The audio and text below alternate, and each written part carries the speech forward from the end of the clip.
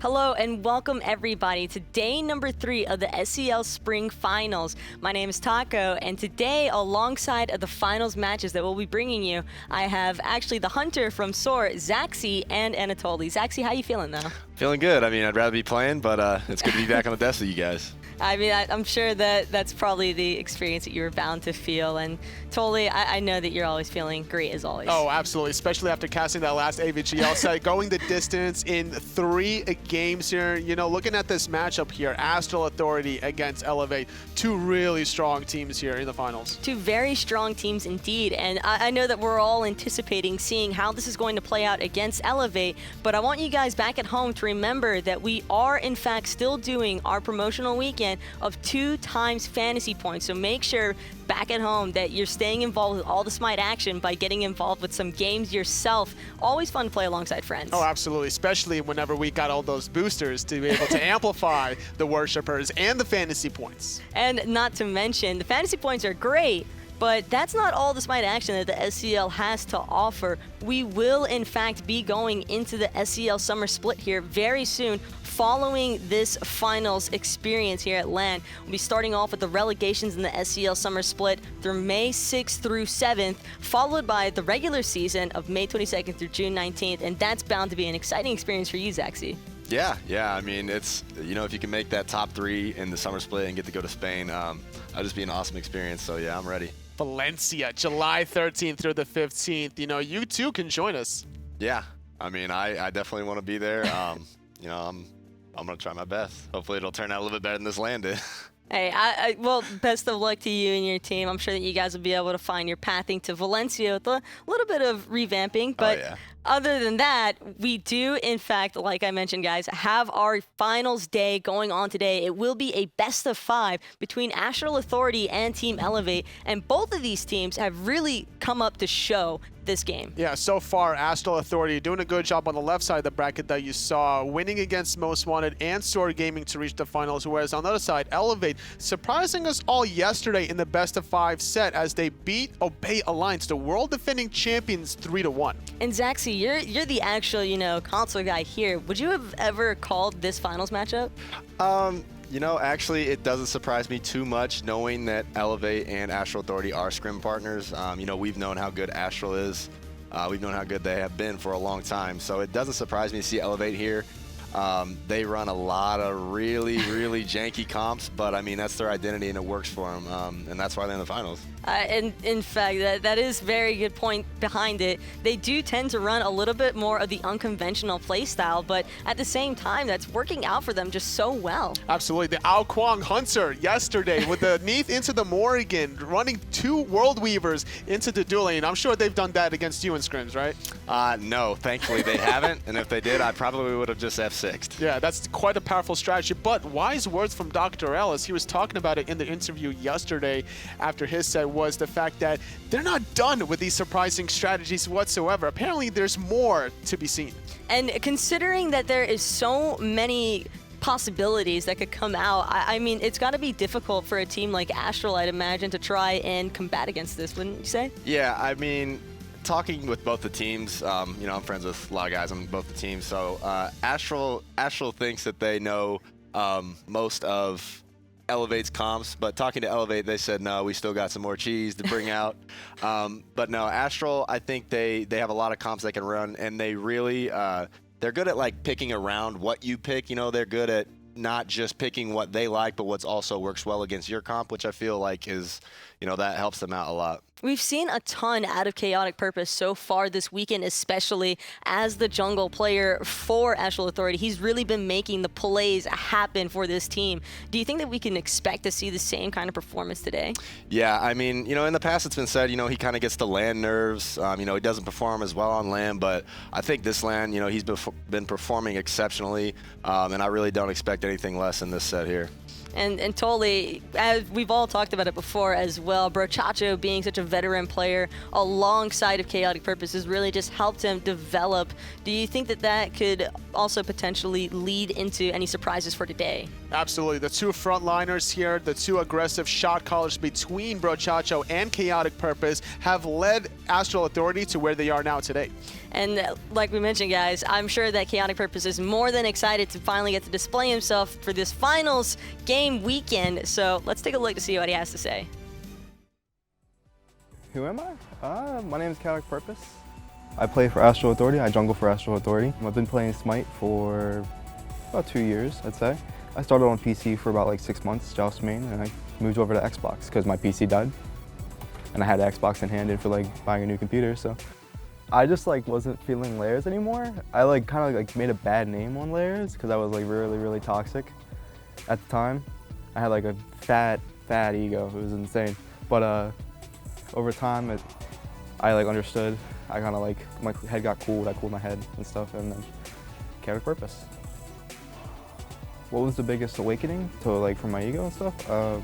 Probably when I got dropped from Aware. It was like a weird time for me. It went for me like being like at the top on, well, we were the #1 team at the time, to being not even in the scene anymore. I tried to cool my head, and then they picked up Mollis. At first they said they did well because Mollis comms were good, and then over time it like dwindled. So they said if we're gonna play with like a player that doesn't talk a lot, we might as well play with the better player, so they picked me back up. I think we can win. We haven't practiced that much. Might be a little bit harder, but still confident. The difference between over practice and under practice, like over practice is like, for me, is like thinking a lot. Like you like practice so much and you're like thinking about the game. It's like don't overthink. That's like the biggest thing that I learned from Chach. Chach told me, don't overthink the games, just go and play. Just chill, play, just play the game.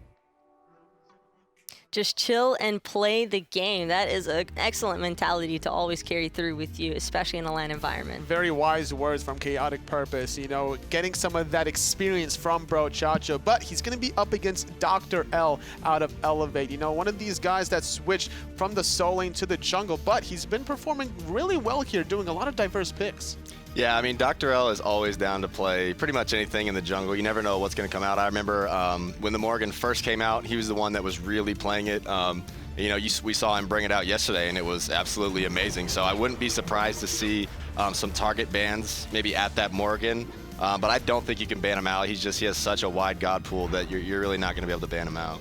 And what would you say is probably the thing that really gives him the ultimate edge, other than his god pool, as far as the team is concerned?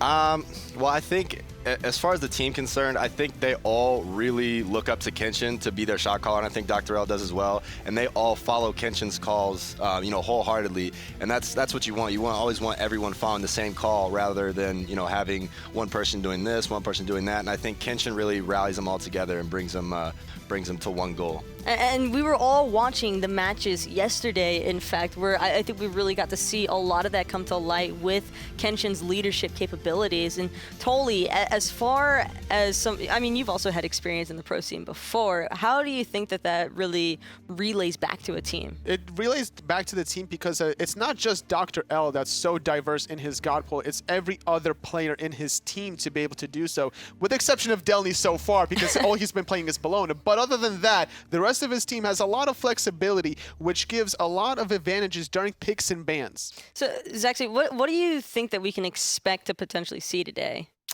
Well, from talking to them, they said that they have some things that no one even really knows about. Maybe a few Challenger Cup teams that they've scrimmed, and they've tried these really, I don't know how it gets any jankier than the Morgan, Neath, and Outclang ADC, but I honestly don't know. And I feel like that's good for Elevate. They're kind of unpredictable in their drafts, and I think that will really play a good factor in helping them get a couple wins out of this series. You think they might be just trying to psych out the competition? They might be. You never know. But knowing that these two are scrim partners, I know that they probably felt that this matchup may occur at LAN, so I wouldn't be surprised to see even more janky picks come out. It's going to be a lot of mind games between these two players, and a lot of mind games in the solo lane. Wolves out of Astral Authority has a lot of diversity. A lot of players really fear his Loki and his Odin.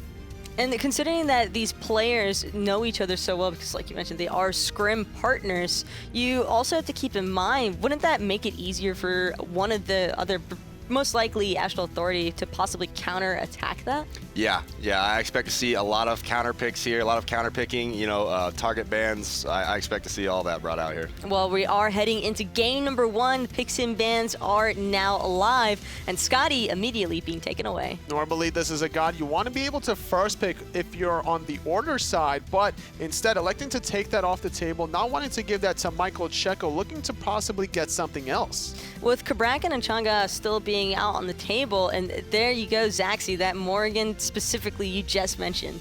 Yeah, I mean, you never really know. No one really plays it a lot except DoctorL, so no one really knows how to play against it. So I like the ban coming out from Astral. It's just too weird. There's too many variables. Anything can happen. Let's just get it out of here. Especially in their earlier set against Obey Alliance when they were losing so heavily. We actually saw the Morgan take one of the gods that was so successful for Obey Alliance, which was the Scylla for Delta Marine. So that allows Astral Authority now to eliminate some comeback potential for Elevate. And Astral Authority were, in fact, able to lock away the Cabrakan. That's a highly sought-after pick. Zaxi, what usually goes through your mind whenever you see a Cabrakan on the enemy team? I hate Cabrakan because my team always wants me to play Medusa, and Cabrakan is very good against Medusa. But, I mean, Cabrakan's just a great god in general right now. He's also a great flex pick. You can run him in 3 different positions, essentially, jungle, solo, or support if you want.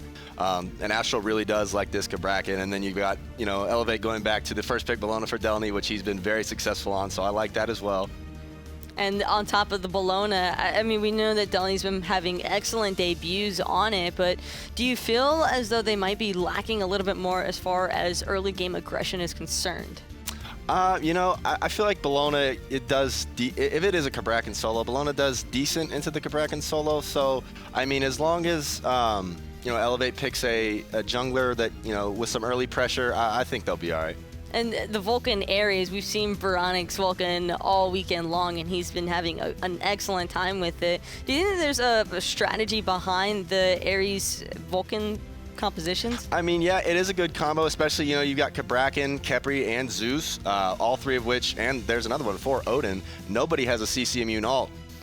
So, I mean, the Ares pull, if their beads are down, or, if you're looking to kill one of the tanks into a Vulcan ult, it's just huge damage in the team fight. But AoE seems to be the target here for the side of Astral Authority between that Zeus, Odin, and Cupid.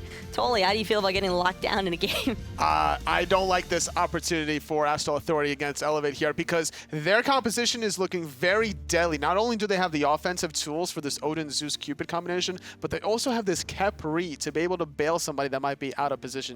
Well, we know what all the picks and bans are like now for Astral Authority and Elevate. Zaxi, who do you think's taking game number 1? Astral Authority's comp is, we have a cage, let's fill it up with circles, and they play the Odin really well. I think Astral Authority takes game 1. I gotta give it to Astral Authority here. I'm loving the Khepri here for Brochacho. Well, I also think that Astral Authority's composition is pretty incredible, but we'll be able to find out who's going to be securing game number 1 as the casters take it away. Thanks a lot, Taco and friends. Astral Authority, Elevate. This is perhaps not the matchup people might have expected. No, I think most of us were expecting Obey to be here up against Astral Authority. Astral was the shoe-in for the final, I would say. They were dominant all online split long. They only lost 1 game during the entire online split, and that was to Soar, who they then demolished, basically, in game 1. So everyone was expecting to see Astral, but Elevate has been really, really strong. Specifically, their setup against Obey was particularly impressive, and they seem to be sticking with the exact same idea that they won with against Obey. First of all, has delnyy played any god besides Bellona this weekend? I'm pretty sure he hasn't. They first pick it for him basically every time. Oboronic on the Vulcan that he's comfortable on. Kenshin's only played Ares once, but that was against Obey, and then it immediately got banned during the second ban phase on the back end. So this is just, again, Elevate not throwing anything fancy out quite yet, though we know they have that in their pocket. This is just standard. We played with this, we won with this, and we're going to try and do it again. My problem is that I would like to see Elevate a little bit more down to adjust. I say that because they picked a Serqet into a Cupid. I think that is probably one of the harder counters to this assassin. Yeah. And DoctorL ran the game on Serqet yesterday, which is why we see him return to that. But a giant cripple field, when the character's attack, defense, and everything she brings to the table is based on movement abilities, kind of troublesome. I agree with you. Transonics played this Cupid earlier this weekend, I believe, and really killed it on it. You heard them saying on the desk, this is just a lot of AoE team fight abilities, and I'm not sure that Elevate just has the lockdown in order to really compete with the amount of team fight that Astral has in this draft. I mean, Ares is great in terms of the ultimate, but outside of that, the Cripple's the only sort of CC he's bringing to the table. DoctorL is the main one who's going to be CCing people, along with Oboronic. Yes, Checo has the stun, but that's only one person that's getting hit by that ricochet stun. Oboronic with these meatballs is going to have to be the real crowd control disruptor, and that's tough to do as a mage. Astral Authority with an interesting start, forgoing the entire mid wave, heading out, Coviiii heading out to the left side, invading onto the purple, and then even on the other way, Elevate's jungler, the Serqet that we're talking so much about, started at the enemy speed buff instead of starting in a lane, now looking towards purple, but Transonics going to sniff him out. So both teams forgoing some traditional lane farm for the stuff in the jungle. Now, granted, they are taking it away from their opposition, but as I said a number of times, they are leaving a wave on the table, so it's kind of 6 in one hand, half a dozen in the other, but at the same time, kind of sucks. I mean, you can see KhaoticPurpose was level 3 before DoctorL was, and there's still farm for him to take in his own jungle, whereas you can't really say the same about DoctorL outside of the back camps. So right now, KhaoticPurpose getting the better end of this. But like you mentioned, DoctorL gets a little bit more mileage out of that speed buff, traverses the map a little bit more. Maybe Transonics, after seeing him on the left-hand side, decides to play his lane a little bit differently. There are things that aren't, just outright farm and buff invades that you can really do just by showing your presence on one side of the map to change the outcome of the early laning phase. Wolves, on the other hand, staying in lane, unlike most of his teammates and people across the way, doing rather well. He's playing this Odin, which is one of his signature characters, and he's zoning delnyy out at minute 2. Look at this. He just hit level 5, and delnyy just now hitting level 4. Definitely won't hit 5 off of this wave. delnyy smartly sitting underneath the tower because he knows if he comes out, he's just going to get caged. And without that Eagle's Rally, with all those minions hitting you, and of course Odin, whose auto attack damage actually does quite a bit, you're going to be in some trouble for that first blood. Nice little jump by delnyy. Just gets poked a little bit by Wolves, who's going to go ahead back into his lane. Both teams now, after the different starts, now returning to a much more traditional game style. 2v2 in the mid lane. You've got your jungler in mid lane, as opposed to on Elevate side, it's the support in the mid lane, because the jungler is hanging out on the left side with the hunter. We talked a little bit about the team fight, or lack thereof, of Elevate earlier on. The one thing that I'd be worried about for Astral Authority is where the burst damage is coming from. Coviiii is really the only big damage dealer in the early to mid stages of the game. Transonics can do some significant damage, yes, with his Fields of Love Heart Bomb combination, but it's not 100-0 capability quite yet. That's really relying on Coviiii to do that 100-0 sort of potential, and that's why you see the 2 Guardians and the Warrior that can be used defensively to peel for Coviiii in this matchup. So early on, the burst damage out of Astral is going to come from the right side of the map, Wolves and KhaoticPurpose. Depending on the build path that KP decides to go to, he can be fat Loki. We've seen some of this classic thought process come out by way of Polynomicon and stuff like that, but these days, much more tanky, looking for items like the Void Stone, and Wolves is going to go back to the Void. First blood for Elevate, the invade, not so pretty. Meanwhile, KhaoticPurpose going to put his team on the board. MichaelCheco jumps away. Chacho able to hit him with the Rising Dawn, but much ado about nothing. 2 separate team fights, 2 separate teams get their kills. It's 1-1 at 420. Not only does Elevate get the better end of this in terms of getting that first blood bounty, but they also get 2 buffs to invade on that right-hand side, or rather 1 buff, it's the speed buff, whereas the purple buff is the one that goes down on the left side. So either way, Elevate ends up a little bit on top, but Wolves is going to be fine in this lane. I'm not so worried about that.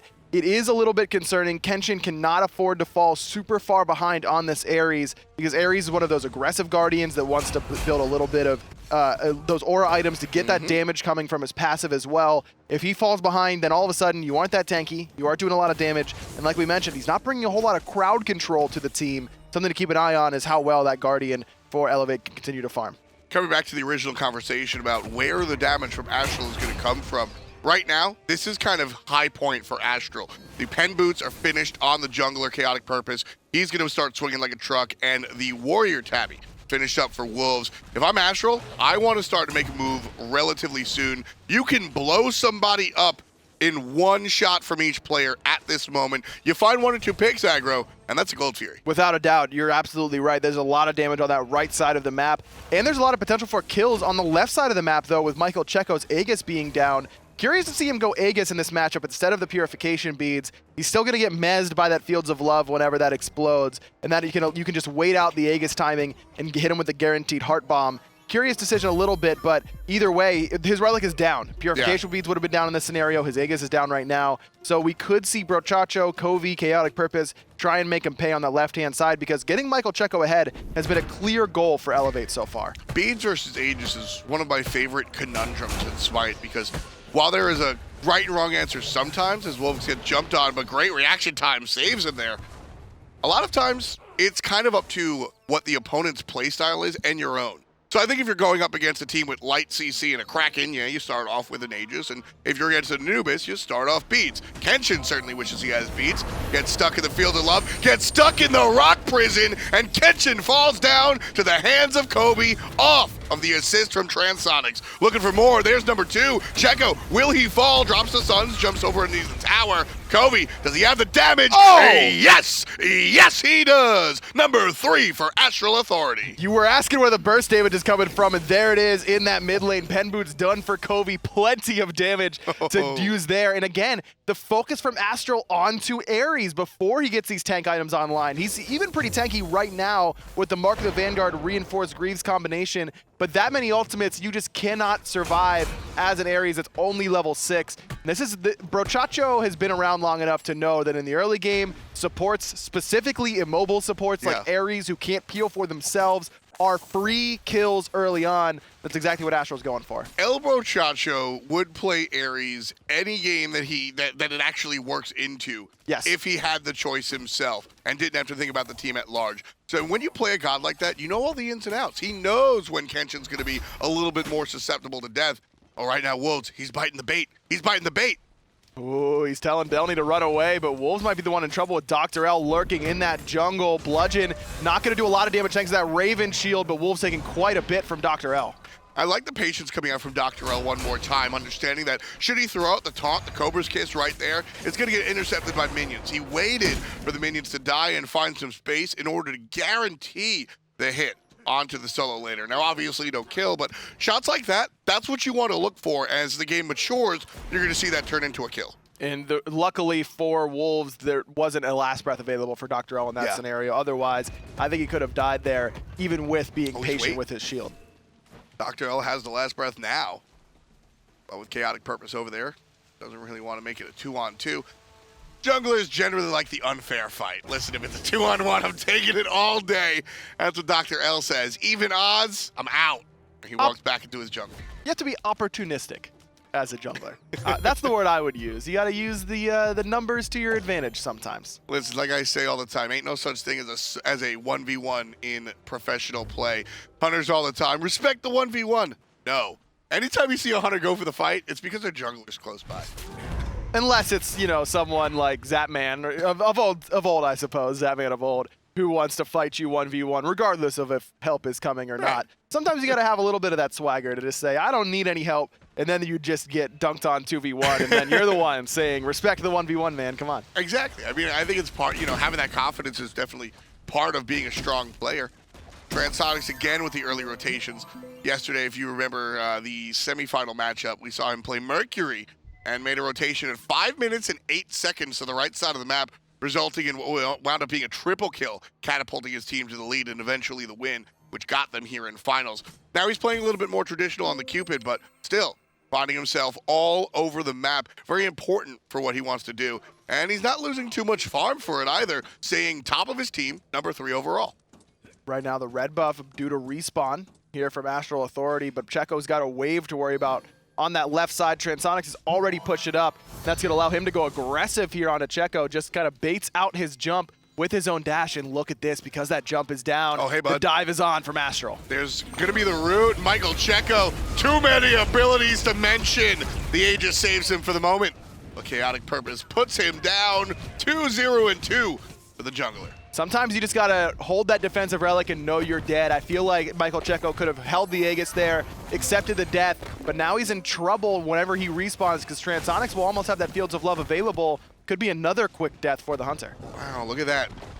First Rubble, 10.5 minutes to tower falls down. 4-1, read the kills for Astral Authority. Kenshin is going to get caught up. He gets hit by the heart bomb. Nice shot from oBoronic, but ultimately it's going to be Kenshin that gets thrown off the edge of the earth. Coviiii from the mid lane puts number 3 on his belt. So what did Elevate do yesterday against Obey? They were the aggressors at times, yes, but it was waiting for a botched engage, for an engagement that didn't go well. The problem with when you play that kind of play style is if the other team engages perfectly, you're just kind of like, darn, we died, and there's not a whole lot we could do about it, and that's exactly what Astral is doing right now. These engages are perfect. Just the presence of mind from Transonics to bait out the dive bomb from MichaelCheco, allow that dive to happen. Then Kenshin on that left-hand side wants to make sure that tier 2 isn't getting pushed, maybe pick up that extra farm that no one's there for, and immediately locked down by Astral Authority. Elevate cannot afford to keep waiting for Astral to make mistakes because right now they aren't. You have to just try and force them into bad spots instead of waiting for them to do it to themselves. Yeah, I mean, Astral has solidified themselves as a team at the top of the crop, and if you're so I think that there is something to be said about patient play, waiting for your opposition to make a mistake. Energy has found themselves winning the PC World Championships twice in a row, largely because of a very patient, wait for you to make a mistake type of play style. But at the end of the day, sometimes you are going to play somebody as good as yourself, and then you have to have another option. That's why Energy is so capable, because they do have multiple options. Elevate right now, from what we've seen, only have that one option, and if they want to find themselves at the top of this best of 5 aggro, they definitely need to bring a couple of more tools out. Love this cage from Wolves. It locks DoctorL out so he can't even use the Death Bane or Last Breath aggressively. Talk about knowing exactly how much space your ultimate's going to take up. Beautiful ult there out of Wolves. Yeah, I was just understanding the character, understanding the climate of the control of the situation. Love how that one worked out. oBoronic with the long-range shot. Not enough damage yet. A little bit later, they might have stole the Portal Demon, but for now, belongs to Astral. Fortunate there for Coviiii, pressed the wrong relic, used the beads. That doesn't really help you against a Vulcan ult. Aegis would have been much more helpful. Either way, Coviiii going to take a big chunk of damage from that Earthshaker, but does have that Aegis available for the next time. Transonics, oh, he misses the heart bomb. I thought Checo was going to go in aggressive there, but opts not to. Only 12 to the Cupid's 13. Still definitely a fight that HoYi can absolutely take. Make no bones about it. KhaoticPurpose is going to look for DoctorL, ultimately miss him. Beads are down on the Assassin, however. Keep that in mind. This time it's Kenshin one more time. Damage out of Coviiii, looking for the big hit, can't find it. KhaoticPurpose already used the ultimate, but now it's DoctorL who's able to jump away.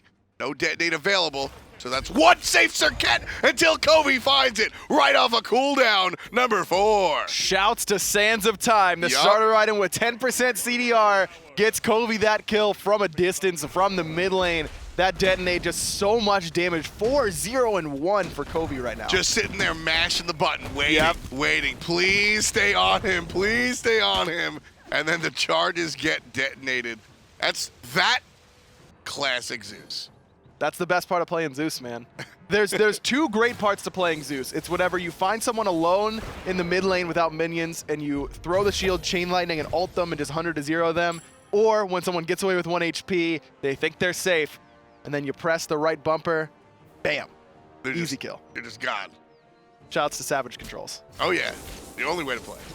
I don't understand people who play basic, man. I don't either. I don't either.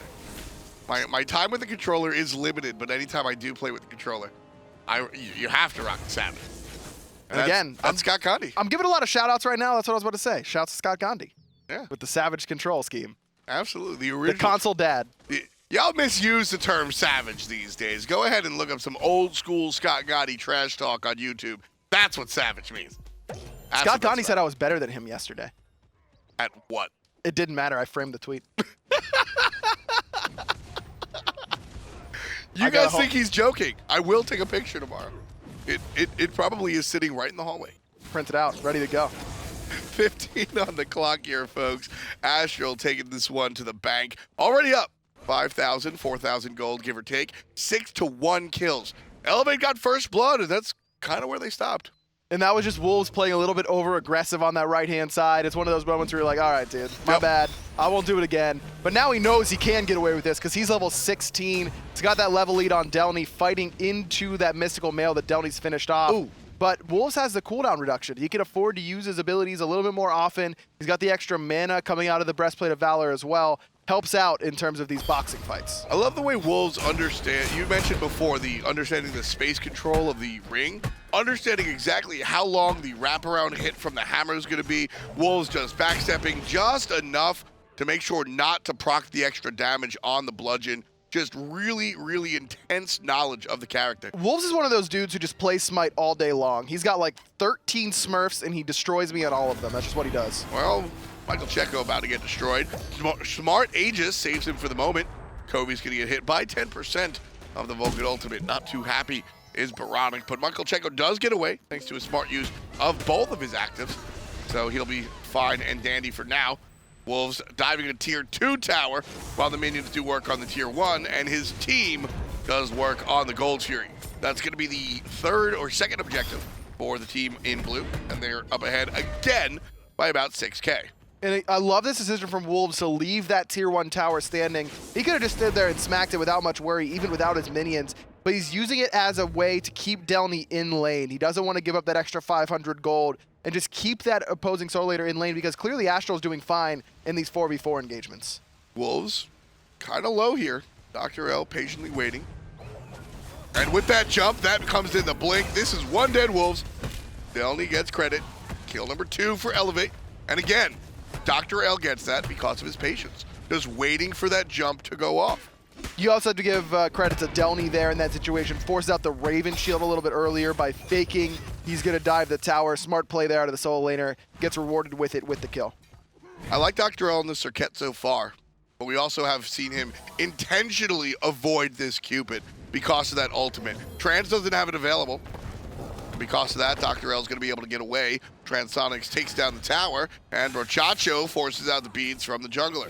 With that move, that's enough for Astral to consider it a win. Smart Cobra's kiss there, though, from Dr. L. Knew that he was about to get abducted without his purification beads up and available. So he sends Brochacho the other way with that madness. Heads up play there out of the jungler, but it's still a loss at the end of the day for him because he doesn't have those purification beads. And as you mentioned, he's done such a good job of avoiding Cupid thus far.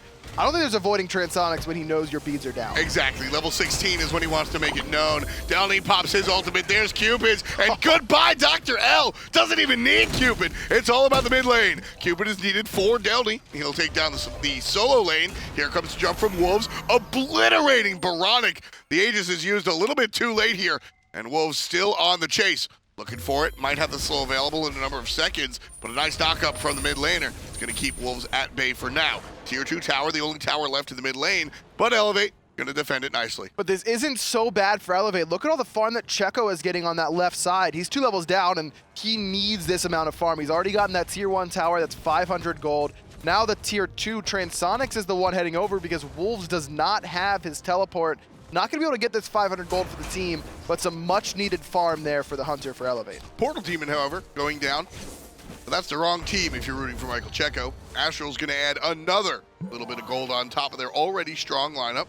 Here comes KhaoticPurpose finding the stun, and the hard bomb's going to confirm as well. Big ultimate out of KP, bringing down MichaelCheco to about 10%. Help from oBoronic, is it enough? Absolutely not. Transonics puts him down. Kenshin here with the no escape, but Dr. L's already pretty low. KhaoticPurpose going to get revived by Brochacho, and just so much protection alive here for KhaoticPurpose. Look at how tanky he is. And Brochacho's going to help out one more time. Transonics on the backline gets zigzagged by the assassin. delnyy going to miss the shot, but he finds the secondary and takes out the Hunter.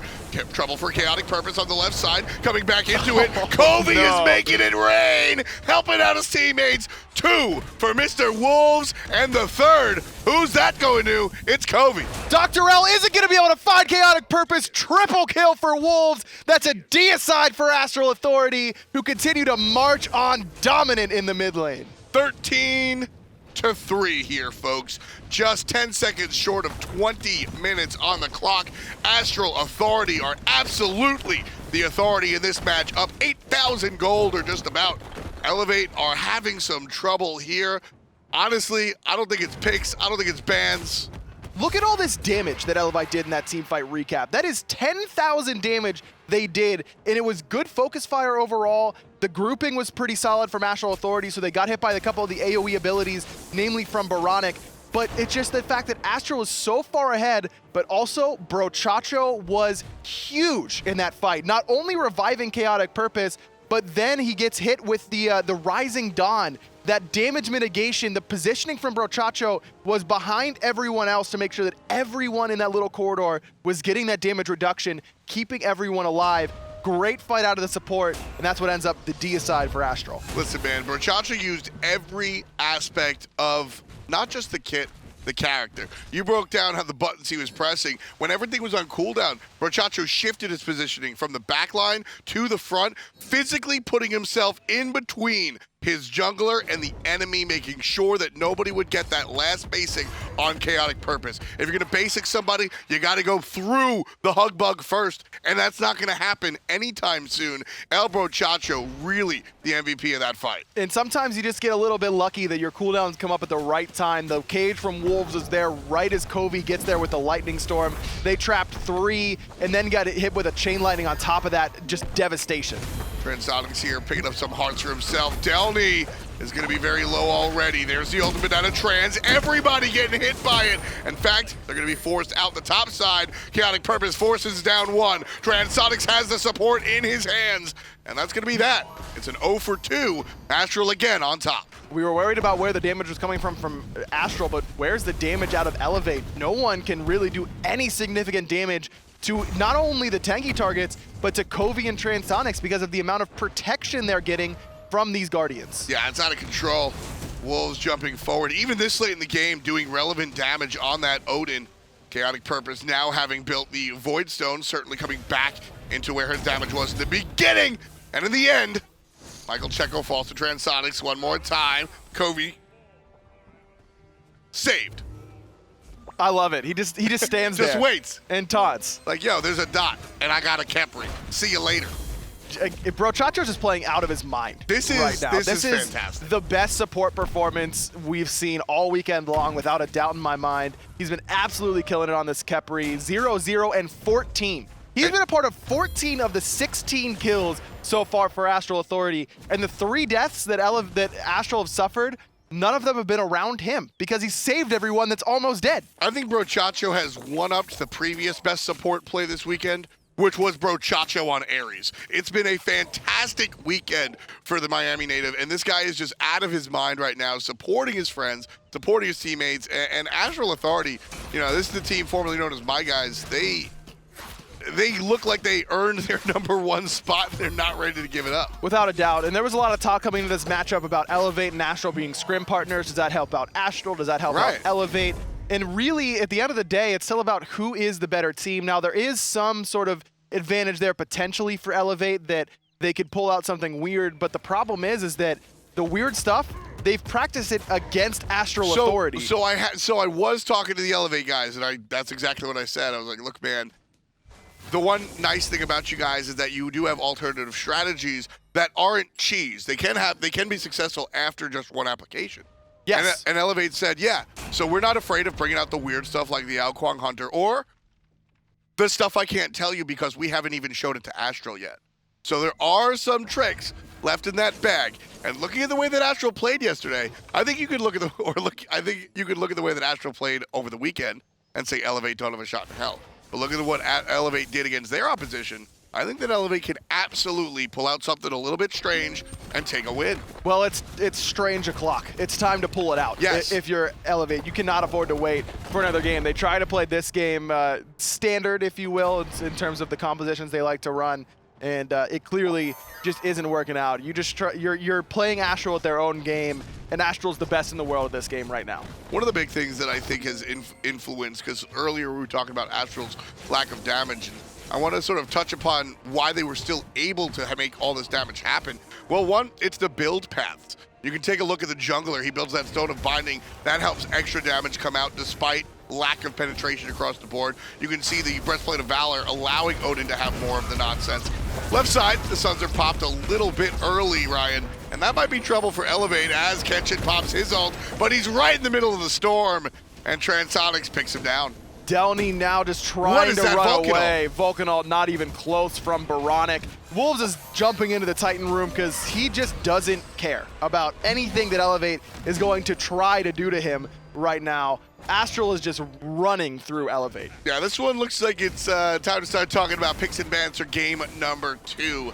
Elevate right here. Stick to your identity. Play the quote-unquote weird stuff. Play what you think is going to work, because right now this is just not happening.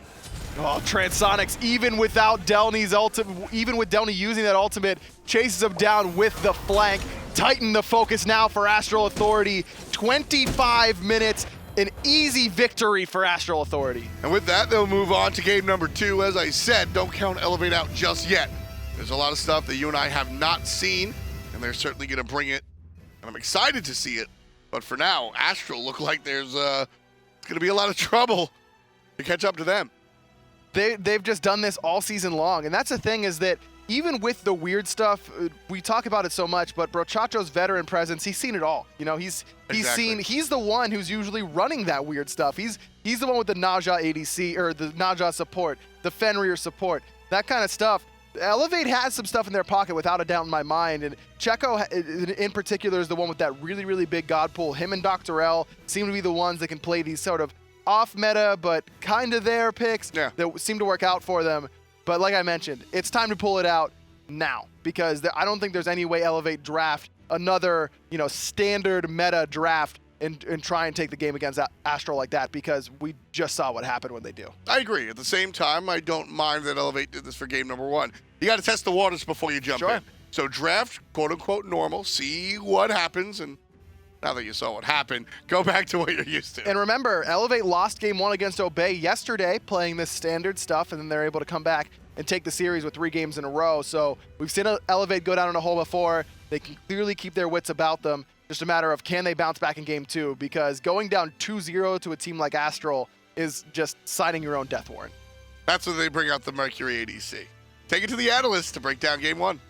Thanks so much, F-Dot, and wow, what a game number 1 display from Astral Authority, but unfortunately this time around it was Elevate catching the hands yet again from Astral. And Zaxi, what do you think was probably the biggest issue for Elevate? I think the Zeus was just doing too much work on the side of Astral. I mean, on top of the Odin, it was just a free, Odin cage into Zeus ult, and then what can you do? Oboronic couldn't get out of the cage, Kenshin couldn't get out of the cage, and it was just disaster in the team fight. I think leaning back towards the game 1 picks and bans, prioritizing the Bellona for delnyy so early on in the draft definitely hurts Elevate in the long run. They could have picked up Khepri Vulcan as well for themselves, trying to get some setup. Instead, going for a very offensive all-in matchup there. I would like to see Elevate later pick the Bellona after the second ban phases. Work on your 3-on-3 between your jungle support and mid.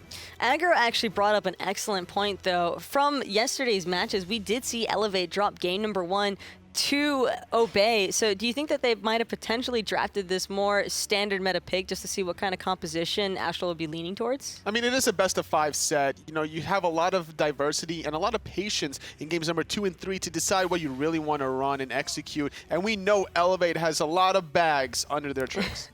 And I mean, Zaxi, you've had to play against these teams multiple times. And what do you think Elevate need to do to try and find their way back? Well, I think if they're first pick in this game, they need to look for the Zeus for oBoronic. It's one of, if not his best god. So I think they could start off by taking the Zeus, or if they don't want to play the Zeus, they need to ban it away. It did a little bit too much work. And then on top of that, I think, just add some spice. We got to see the flare, because that's what Elevate is really all about, as far as the comps they run and whatnot. So I think we need to see a little bit of the jank brought out here in game number 2.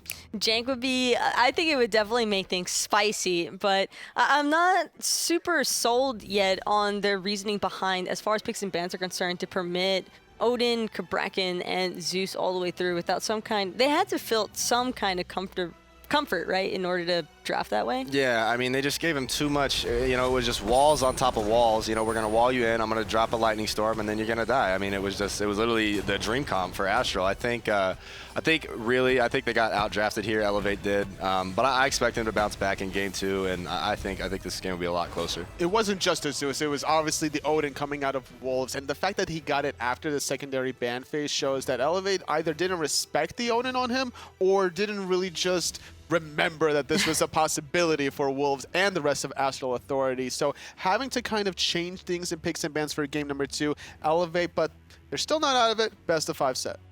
But